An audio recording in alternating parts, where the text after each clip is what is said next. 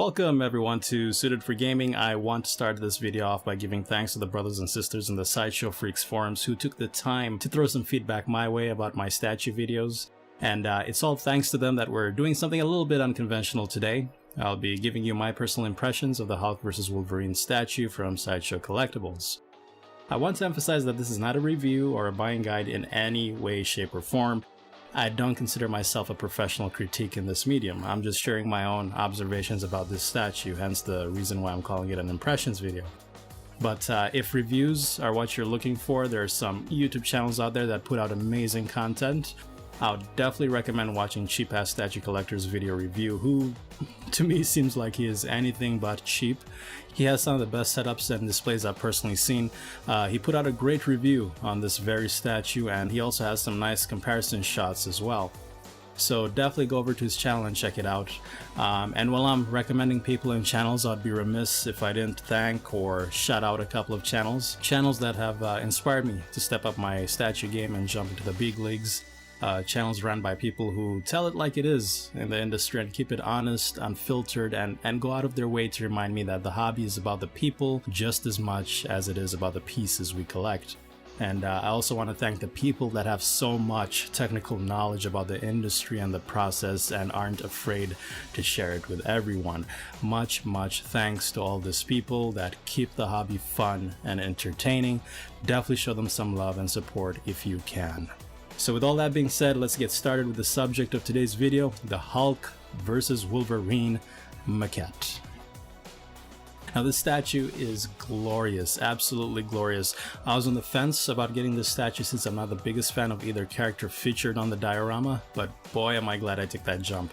The amount of detail and attention invested in this dio really shows, and all the doubts I had about this statue were immediately thrown out the window the minute I put this bad boy together. Because straight out of the box, this statue radiates intensity and anger, and it's not just because we have two of the biggest berserkers in comic book history featured on the dio, it's actually all thanks to the sculpt design and the anatomical expressions that the artist managed to capture so well with subtle contortions of the human body.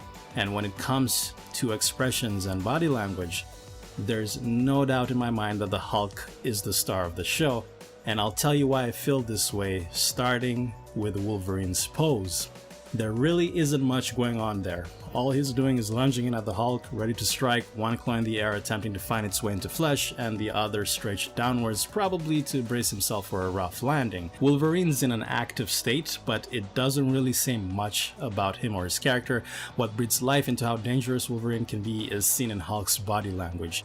His right arm is pressed against his upper body defensively, his torso is contorted backwards, and his head is recoiled back into his neck. We all know that Hulk is a beast whose reputation precedes him, and having him react defensively against an opponent is more telling than any type of aggression that might be sculpted or designed into Wolverine. And I really like that the artist chose this design as the basis for the sculpture, as opposed to the more aggressive and forward-leaning Hulk from the 181 cover that this statue is based on.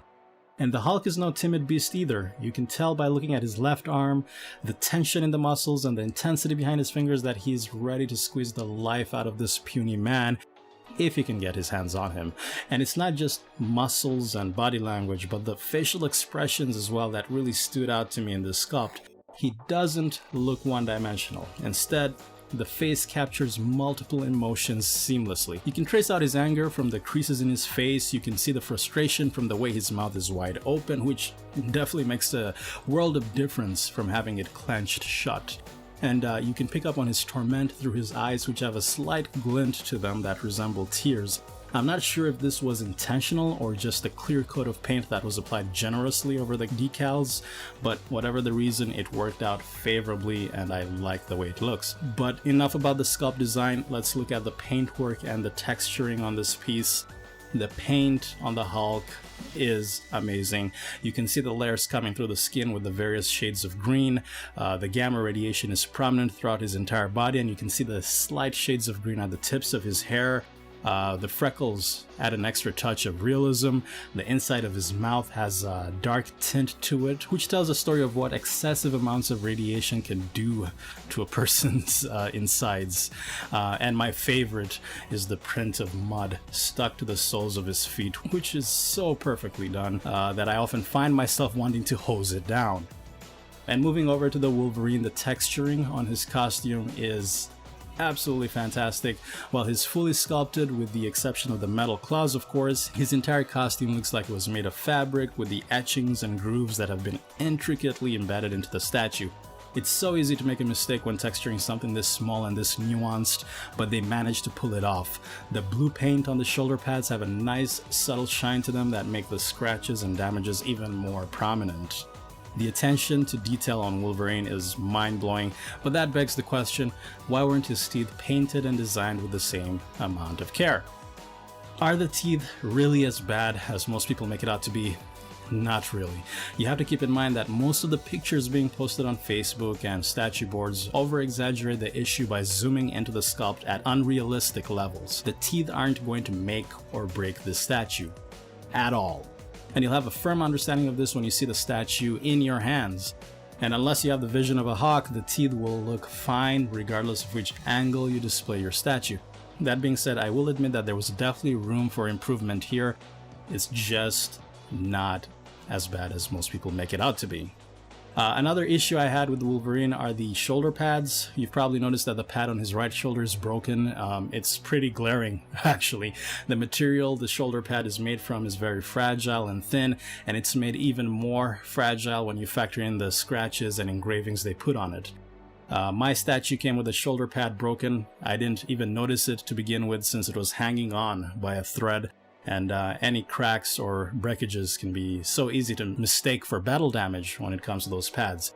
But it wasn't until I finished filming my unboxing video that I noticed some light passing through it upon further inspection, and it barely took a touch of the finger for it to fall off. I currently have a claim pending with Sideshow, and I'm hoping I'll get a replacement soon enough. If anyone is planning on getting this statue or already has it in their collection, I would definitely recommend double checking those shoulder pads to make sure that yours are in good condition, because once again, it's so easy to mistake breakages for battle damage. Aside from that, Wolverine is immaculate. The only other thing that I would personally change about him is painting a bit of mud on the soles of his boots. For some reason they're squeaky clean, and unless Wolverine developed the power of levitation, I want his shoes to be just as muddy as Hulk's feet.